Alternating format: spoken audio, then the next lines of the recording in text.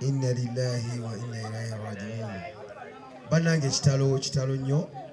Nze sirimu mwogezi mulungi ndi muyimbi. Bijja kuba bitono mpozi waliwo ensonga emu gye ngenda okwogera. Ssebo w'ekitiibwa pulezidenti waffe tusanyusa okulaba n'abakuwerekeddeko namwe n'abakungubazi abazze kulwaddeewo naye ekikuwa kyakuyiga kiddewo ebibya bimaze kitegedde gw'ogenda otya kaseera weetereeze baokufa kwangu nnyo nga bw'ogamba nti kanzijeyo akazindaalo ako oba wagenze dda yabadde addawuwe nga yali alina pulaani ze naye essaawa eno tekyasobola kukola ki kutuukiriza pulaani ze teyateza katonda zizikoleza eki zezayiseemu. So kitalo nnyo ekya bebidewo bannange abaana bawandala n'omuliro naye sibitegeera bulungi.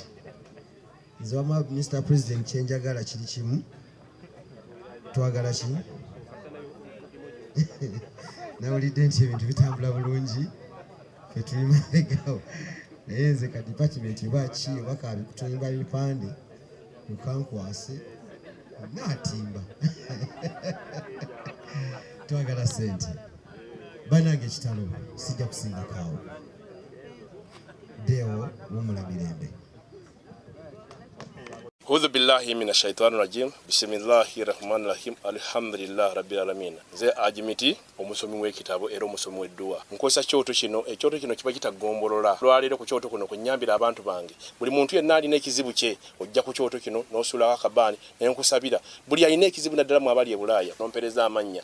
Naye nga sula mu kyoto kino ne nkusembera edduwa ne nkujjako ebizibu ne bikusumbuye. Amabanja ge bakubanjiza gonna. Gwe yalema okufuna okuweebwa Ajimiti bompereze biwandiiko byonna bye bompereza ngoli e Bulaaya mbikwata nembizinga ne mwandika kapapula nembisula mu nnyanja nensaba Allah gwensinza asumulule ebyo bye bikulemeredde awa visa agifuna alemedde ofuna omusajja omulungi amufuna sange ba ku namba 0752 87 15 15